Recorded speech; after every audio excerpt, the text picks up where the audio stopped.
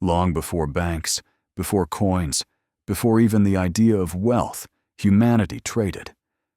In the heart of small villages, farmers exchanged grain for tools, potters swapped bowls for meat, and shepherds bartered wool for water. There was no currency, only trust.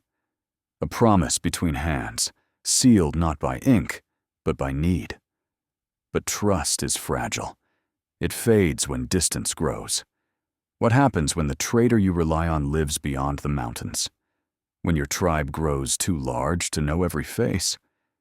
Humanity began to search for something greater than faith, a symbol that could travel without people, a token that carried memory itself. That search would give birth to the most powerful invention in history: money. As civilizations formed, barter turned into complexity. One farmer could not carry enough wheat to buy an ox. A fisherman could not trade perishable fish for lasting shelter. The need for a universal measure of value emerged, not just to exchange goods, but to calculate worth, debt, and time itself. Money did not appear in one place. It was born again and again, in Africa, Mesopotamia, China, and the Indus Valley, wherever humanity struggled to trade fairly. In 2009, during a financial collapse, an unknown creator named Satoshi Nakamoto released an idea: Bitcoin, a currency without kings, without banks, without borders. It promised freedom, but demanded belief, in code, not crowns. Just as the first shells carried faith, Bitcoin carried mathematics.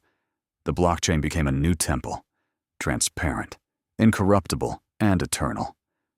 Whether Bitcoin will replace money or become another myth, no one knows. But one truth remains: every era rebuilds faith in a new form. Money was never about gold, paper, or code. It was always about trust. The story continues.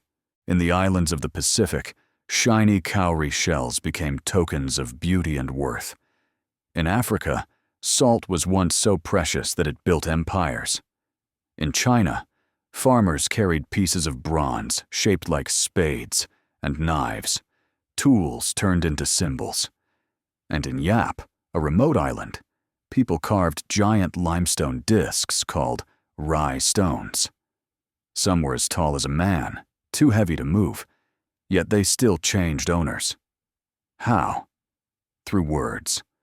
When someone bought a boat or paid a debt, the village simply agreed that the stone, though unmoved, now belonged to another. That was humanity's first encounter with virtual money. Ownership recorded not in hands, but in minds.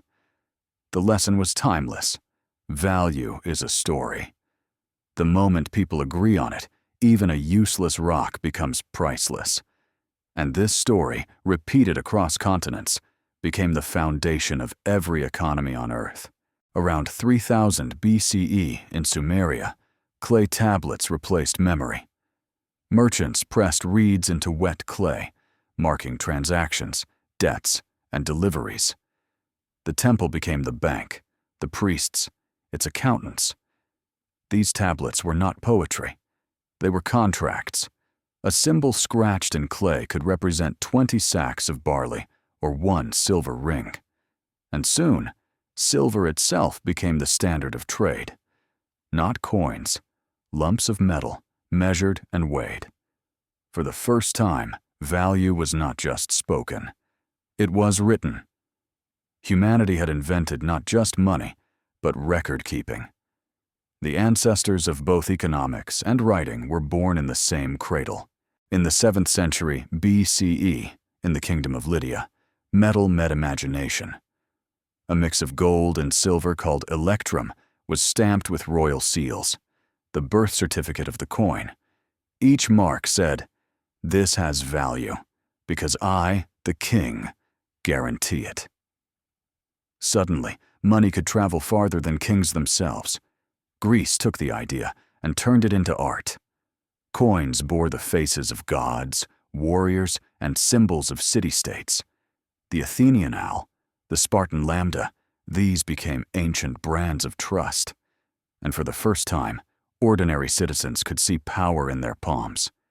The coin unified trade, war, and taxation. And soon, wealth itself began to shape politics, empire, and destiny. Rome built roads, but those roads carried coins as much as soldiers. Denarii flowed like rivers through Europe, Asia, and Africa. Money was not just a tool of exchange, it became a weapon of control. Taxes funded legions, legions conquered lands, and those lands paid taxes in Roman coins. A perfect loop, the first true economic empire. The face of the emperor stamped on every coin reminded citizens who ruled their pockets and their fates. Yet Rome's downfall would also prove money's greatest weakness: inflation. As the empire weakened, the silver inside its coins was cut, replaced by cheap metal. Trust, once its foundation, eroded. When money lies, civilizations crumble. After Rome fell, the world splintered. But in monasteries, caravans, and markets, trade endured. Gold coins, minted by empires like Byzantium and the Caliphates, carried faith across deserts and oceans. In Europe, merchants gathered in crowded fairs, exchanging cloth, spices, and grain. Paper receipts began to appear, promises to pay, written by hand. In China, during the Tang Dynasty, traders grew tired of hauling metal. They began to use slips of paper, issued by trusted merchants. It was the birth of paper money, centuries before it reached Europe. The Chinese called it jiaozi. Marco Polo would later describe it with awe. Every piece of paper is stamped with the Khan seal. Whoever refuses it shall die. Faith had changed form again, not in God, not in gold, but in government. As Europe awoke from its dark centuries, trade exploded again. Italian merchants, especially in Florence and Venice, began creating systems to store and lend gold safely. The Medici family, bankers to popes and kings, created the modern concept of banking. Double-entry bookkeeping appeared. Every transaction had two sides, two witnesses, two truths. Trust moved from goldsmiths to paper, from chests to ledgers. With banks came credit, and with credit came dreams larger than any coin purse could hold. Ships were built, expeditions launched, and entire continents discovered, all on borrowed money. Finance became the bloodstream of exploration. Without it, there would be no Renaissance, no empires, no modern world. Machines roared, cities burned bright, and money multiplied. Banks became corporations, and wealth became abstract. Stock markets were born. Paper money turned into bonds, shares, and investments. Money was no longer just a tool. It became the measure of success, power, and even morality. Entire generations were raised to chase it. The modern era had begun, and with it, capitalism itself. The 20th century shattered gold's last chains. In 1971, the United States ended the gold standard, and paper became power. Currencies now floated, backed not by metal, but by trust alone. Plastic cards replaced cash, then numbers replaced cards. The birth of the internet turned value into pixels, unseen, untouchable, yet everywhere. A wire could send millions in seconds. A hacker could steal billions in silence. Money had lost its weight, but gained speed. In 2009, during a financial collapse, an unknown creator named Satoshi Nakamoto released an idea: Bitcoin. A currency without kings, without banks, without borders. It promised freedom, but demanded belief. In code, not crowns. Just as the first shells carried faith, Bitcoin carried mathematics. The blockchain became a new temple, transparent, incorruptible and eternal.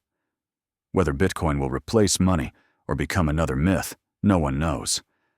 But one truth remains. Every era rebuilds faith in a new form. Money was never about gold, paper, or code. It was always about trust. The story continues,